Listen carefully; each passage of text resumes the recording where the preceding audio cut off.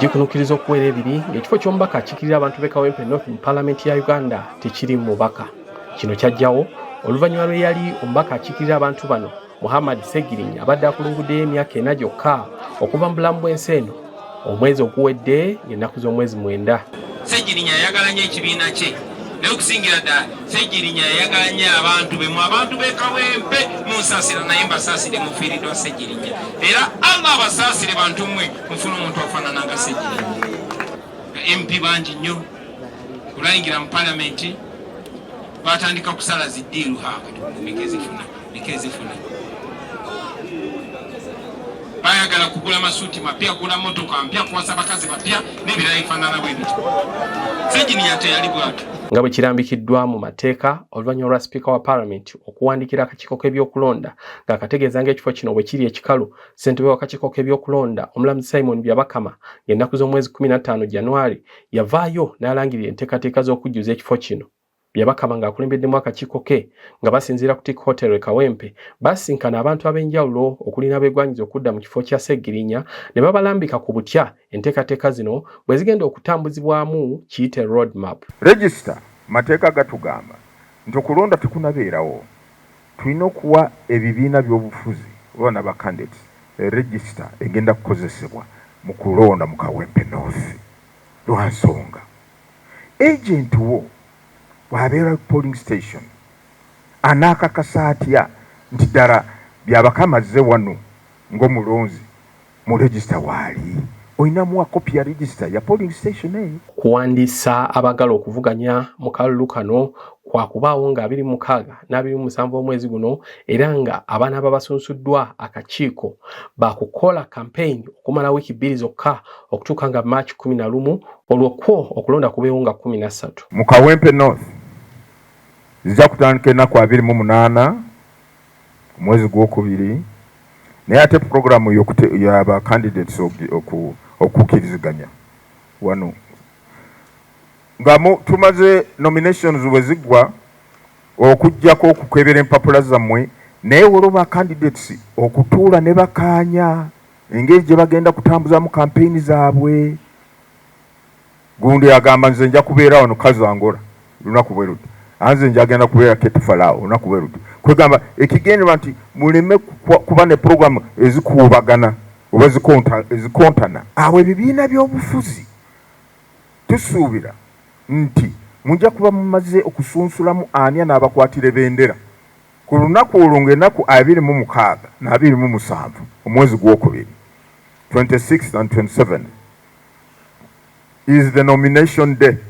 Kati bwe mumala kweyanjula oba kwewandiisa nga bagenda kwesimbawo, etteeka ligamba nti abantu beddembe okugenda kutunula mu mpapula zammwe. Oluvannyuma lw'okulangirira okwo abantu bangi okuva mu bibiina eby'enjawulo batandika okwesowolayo nga beegwanyiza okuweebwa kkaadi z'ebibiina byabwe babikwatire bendera bubeefuke mu kalulu kano akasuubirwa okuba akakasammeeme.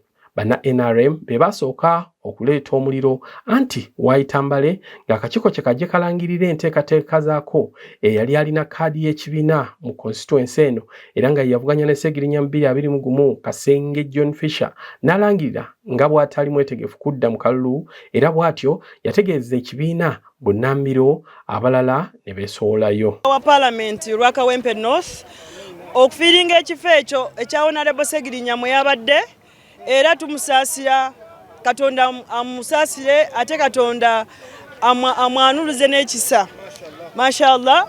Era tuli mu kaweefube okubanga ekifo ekyo tukiddamu era omundaba ndi mu bitundu byonna okulabika nti manya ensonga zaffe, abantu baffe bamanya omukulembeze waabwe era saawa eno ndi eno mu Kiganda okulabika nti abantu bange ba youth abakyala mubalaba ate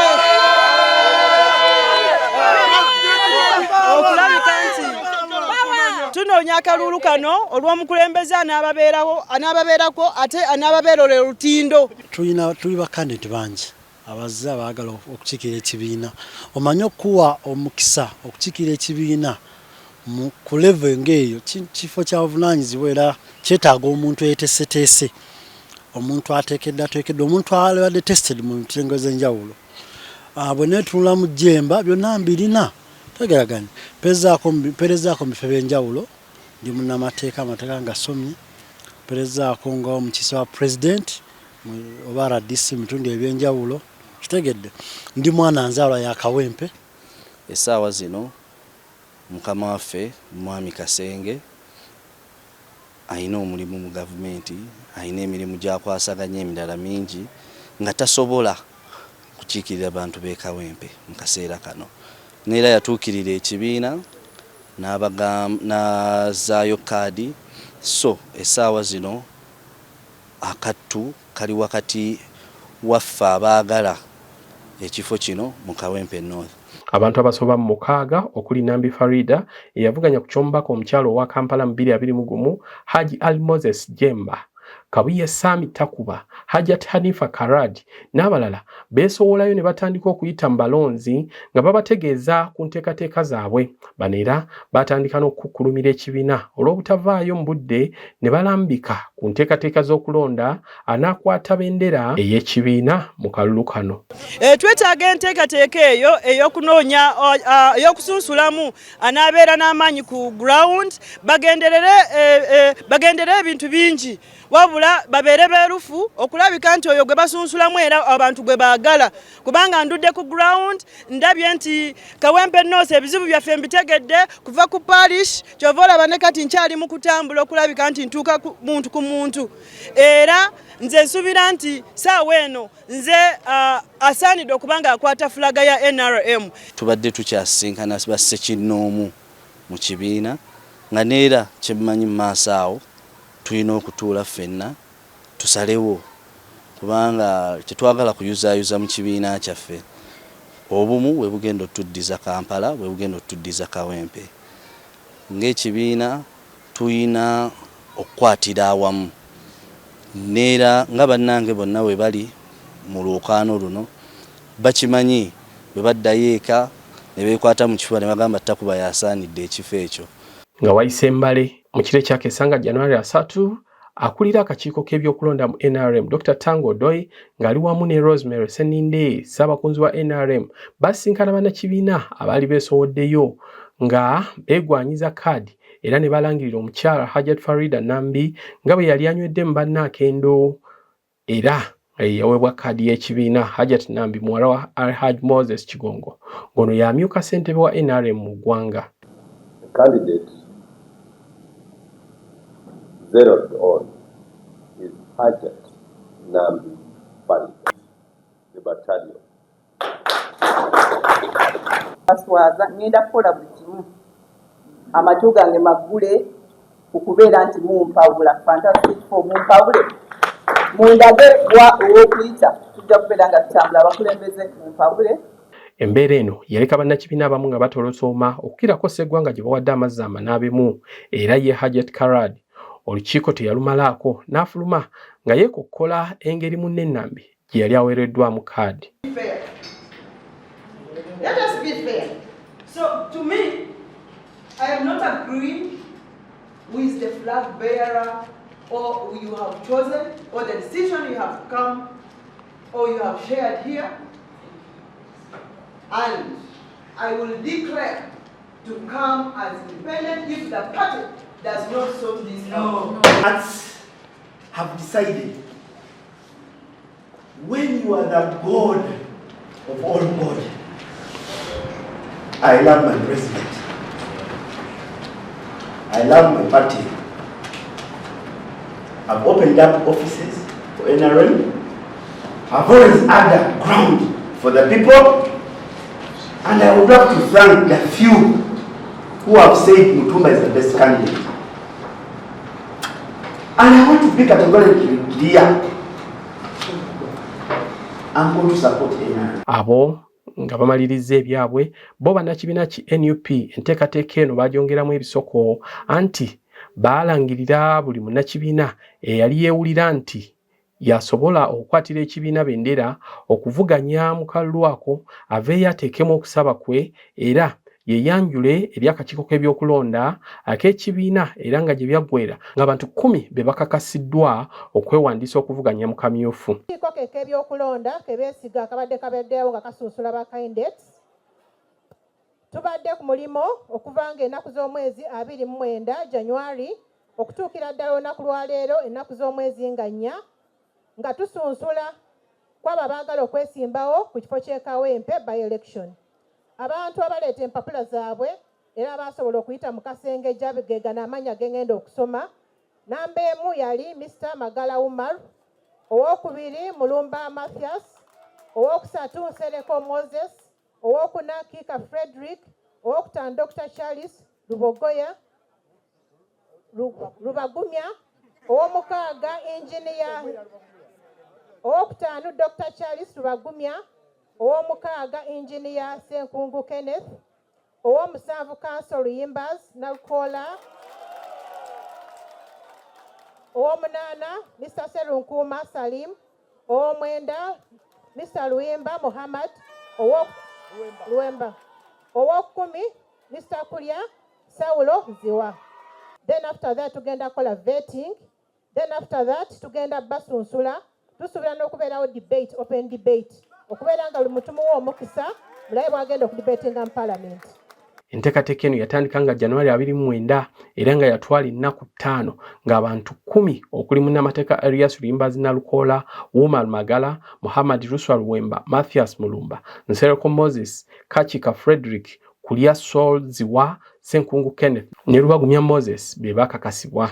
Bano buli omu yagasimbagana n'abakakiiko k'ebyokulonda mu kibiina akakulirwa omukyala Mmase Walukamba nga February 6 mu lukuŋŋaana olwali ku kitebe ky'ekibiina e Kavule mu lujjudde. Ekyagulanyi people power, our power. Fe enteekateeka tugambye nti buli process nga bwe nabagamba emabegako nze ndi foot soldier, naye foot soldier ayina buli kimu ekyetaagisa okulwana okulaba nga tufuna ekyo kyetukola kye twagala. Olwaleero empapula zange ntutta okusaba kwange eri akakiiko k'ebyokulonda mu National Unity Platform era nembawo ebbaluwa esaba NUP okumpandako eddusu n'ekirala nembawa empapula zange ez'obuyigirize bibakebedde nga balaba nti ddala kituufu ngwana era njagala okubeebaza akakiiko n'okutuwa omwagaanyi okwennyonnyolako eri eggwanga. Ensonga ya public debate egyensinga okwetaaga kubanga abantu ebawa okumanya ani agenda okubakulembera era awo nkakasa nyinawo 100%. Bano baaweebwa omukisa okweyogerako mu nteekateeka emanyiddwa nga debate. Buli omu n'alaga ebyo byateeseteese okukolera abantu ng'oluvannyuma baabokya kajojijoji w'ebibuuzo buli omu n'abiddamu nga bwe yasobola. The mobilizer in NUP in my electoral area, Chebando Parish. So moderator, first and foremost, if I elected as a member of parliament, I will begin with build a hospital in my constituency. Well, the problem we have one hospital, one NHS center, one hospital in Kawempe. So many people suffocating. So, before I elected as a member of parliament, I will start with that sector. I'm going to construct one health center, and also I donate one ambulance for my people. Another one, about education. I've already introduced about education. I've already introduced Nsereko Moses bursaries for the orphans. Even the orphans of the late Honorable Segirinya, you bring them and go to educate them. Then another one is about the population. I've already introduced Nsereko Moses Boxi Mundawa, President Itakola Nyondaba, Yera Kolera Bantu Bange. Let me be brief. Because of the time, let me start from there. And your formidable team of leaders, dear my fellow contenders, I thank you.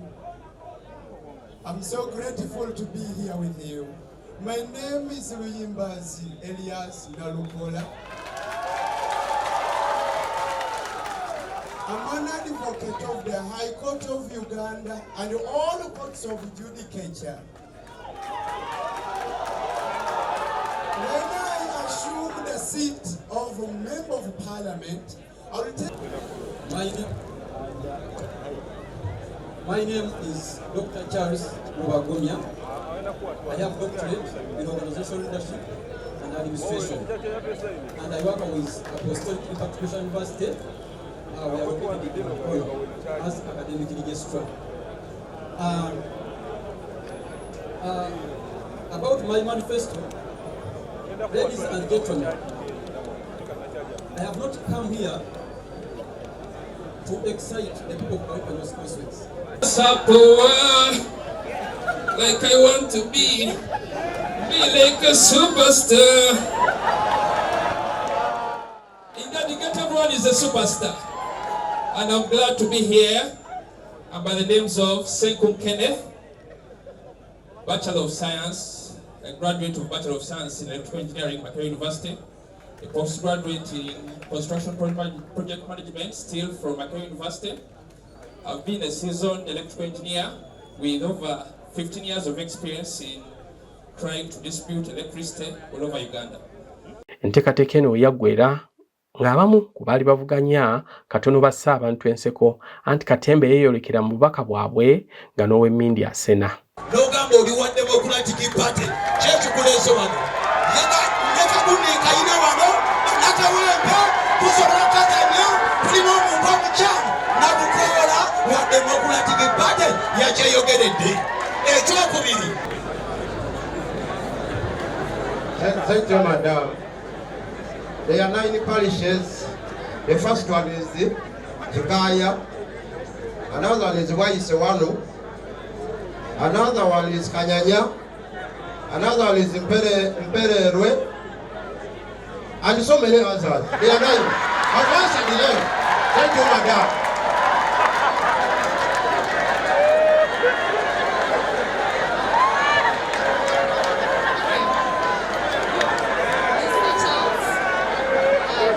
Mulaba nazze n'ensereko Moses saving box. Mulowooza lwaki nazze nayo? Kubanga abali wano anezze nayo. Bano abazze wano bagenda kukusa mbuto zaabwe. Nze nabagambye nsereko Moses ebbe wakayima akasola akasinga obugezi. Oba ne mugamba simanyi Luzungu sirwogedde. Abantu bakola Oluzungu baagala ffe aba action abakolerawo nsereko Moses saving box mugiraba abasinga temuntegeera nsereko ndi musajja mugagga lwakuba neyisanga mwavu ina kampuni ewola sente nsereko Moses money lending company abakola batambulira nazo wanobeza muziraba bino si bya kusanyukamu obusanyusi bozolaba wesomera olabe nsereko Moses money lending company wali mukama wa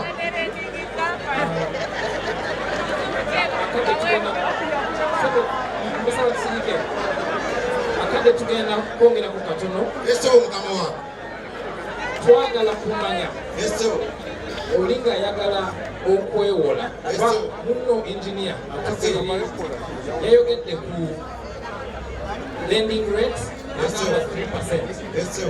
Twagala kumanya kampani yo ekola etya kampani yange kubanga abantu bangi beewola ne babakwata bayisa bubi ne babakuba ne bajjaku ebyabwe eyiyo toyogeddeko kirungi nnyo bagiteekawo ekola etya okuyamba omuntu wa bulijjo neyanza mukama wange musooke mutegere Nsereko Moses yandi akalulu ka 221 wekagwa bwe kati neŋŋamba Nsereko ng'omusajja omugezi nkoze ntya okuyamba abantu bange neŋŋenda mu kyalo netunda ku ttaka natunda ekazi 10 ez'ettaka netandika kampani eno gye bayita Nsereko Moses Money Lending Company netandika okuyamba abantu abeerubaga North ekyo bakimanyi ndi ku ground Mr. President fe kubana bakusudiya bano bakusudiya Mr. President nze ndi ku ground nesebo tende kugula onde nze sigenda kuyamba bakawempe n'osiboka nemojanga ovude maki ne east ovude maki ne west Senato Moses endi era bayamba bannange kisobola omuntu wa bulijjo ekyo nkimaze ekyokulala mukama wange ebikwatagana n'okusoma basalis gwe omuli wano bweniyupingo olina mulekwa nga tolina wadde n'ekikumi nina amasomero teen minded nursery and primary schools ddala bweba tolina busobozi bwa sente bulungi nyanga otuukirire tusobola okubawa basale ekirala mukama wange nga wenkunyonyodde ebikwatagana n'ebyobulamu banakawempe ngenda bateerawo akalwaliro akatonotono ese mugenda bateerawo akalwaliro akatonotono bagulire ne ambulensi noza kuwulira nti ate manifesito yange yey'amaanyi bano bali mu masudiya nze mutuufu ese mukama wange ate eninaana akantu kano saagala kulyanzeka banange nze nabagulirirewo nadde miliyoni 2 yebagenda okumba ogula emotoka sigenda gula motoka kitange yankolerera nebazeta ngezizumba 10 ezo sente miliyoni 2 ngenda ziwa abalonzi bange bakawempe nosi kulekuwa emitwalo 5 ku mitwalo 10 banjagala bantu bange babeere bulungi si bana bagenda okukuta embuto zaabwe eyaza mutuufu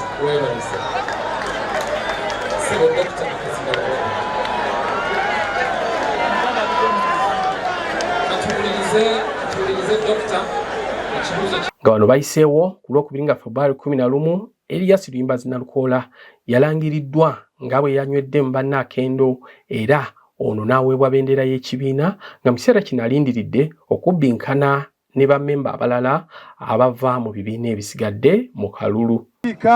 Era njagala okusuubiza Mr. President nti abantu ba Kawempe North Constituency bafunye omusajja eŋŋwaŋŋuli atagooka atagenda kusirika. Mbeebaza mwebale nnyo mwebalire ddala okuba nange. Mr. President, nkwebaza okuba ng'ompadde omukisa guno n'ompuliriza wadde nga njogedde ebigambo bingi.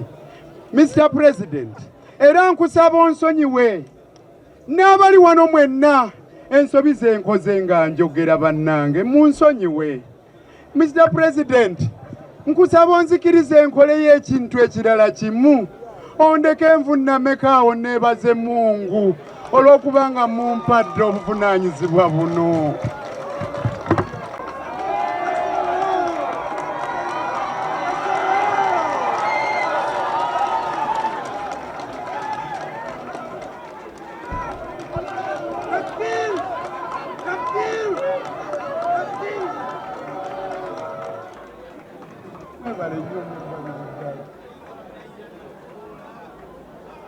Our flag, the flag of the National Unity Platform.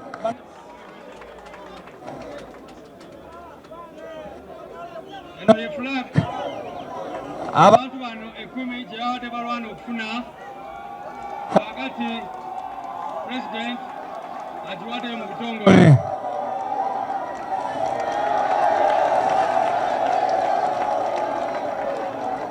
Era agenda kumuwa akabonero k'ekibiina kyaffe akamanvuuli oba umbrella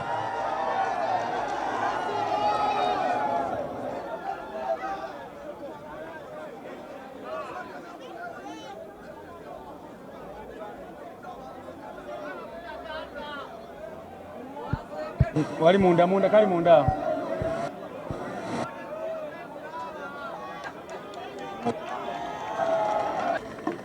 Sebo kandidate waffe omulungi twagala okuyozaayoza yogayoga nnyo sebo nga tukwasa flaga yaffe tukwinamu obwesige nga bwe tuyina mu bannaffe abalala naye okunoonyereza kwonna kutulaze tuyina enkizo ku banno tukwinamu obwesige twesiga nnyo omutwe gwo twesiga n'omutima gwo naye kitukoze bulungi nnyo ate n'otugamba tukulabire ku bikolwa byo seba amaaso n'abatalina galubindi tugenda zifuna tukwetegereze bulungi tukuyigireko naffe tufuuke bannaggwano nze ng'omuntu kumanyidde emyaka mingi vira ddala mu gya 9 manyi nti wali musajja muyimbi nga bakuyita Dr. Dandi. Njagala okusaba oyo muyimbi owedda omukukunuleyo naye omuteeke mu reesi otukulembere. Tugenda kuwagira, tugenda kusudia, tugenda kugoberera, tugenda kusitula ebigambo byonna by'otugamba. Tulina essuubi nti togenda tuswaza. FDC oye. NUP yagenze okufundikira enteekateeka zaayo ezo zonna nga bo na FDC nga basinziira ku kitebe kyabwe enajjanankuumi nga February 5 gye balangiriridde omuyimbi Nakinku amanyiddwa nga Karifa Aganaga ng'amatuufu ye Mukiibi Sadat nga yagenda okubakwatira kaadi mu kalulu kano. Ewaffe wano akakungunta okukakkana eddusu tuliwanze ku mwami Mukiibi Sadat Aganaga agende akiikirire abantu b'e Kawempe North. Aganaga yasinzidde ku mukolo ku bamwanjulidde n'awaga era n'ategeeza nti obusobozi bwonna abulina okuleebya banne bwe bagenda okuvuganya mu kalulu kano. Bayimbi bannange mwenna buli alina ekitone mbasaba munzikiririze mutugende mu palamenti etteeka lya corporate likole ki likolweko liyanga kati twafukana bakabemmeka babatuyamba genda okuva mu situeti kati ntambula amawanga basalira kuzize gwe sigwasoose. Ennaku z'okuwandiisa abagenda okuvuganya mu kalulu kano zongera okusembera ng'enteekateeka eno yakolebwa nga 26 na 27 omwezi guno. Ebibiina ebirala okuli DP, ANT, GMA, UPC tekinategereka oba binaasimbawo abantu oba nedda, so nga n'abamu ku baagwa mu bibiina byabwe okuli Ruswa Muhammad Luwembo wa NUP, Karad Hanifu wa NRM n'abamu nga Namwandu w'omugenzi Segirinya, Akandinda Twahira omusomesa wa grade esooka, bonna bagamba olwokaano si baakuluvaamu. Naffe wano ku Kyaggwe TV tubategeeza nti tuli beetegefu okubatuusaako kalonda yenna agenda okusinziira mu kalulu kano nga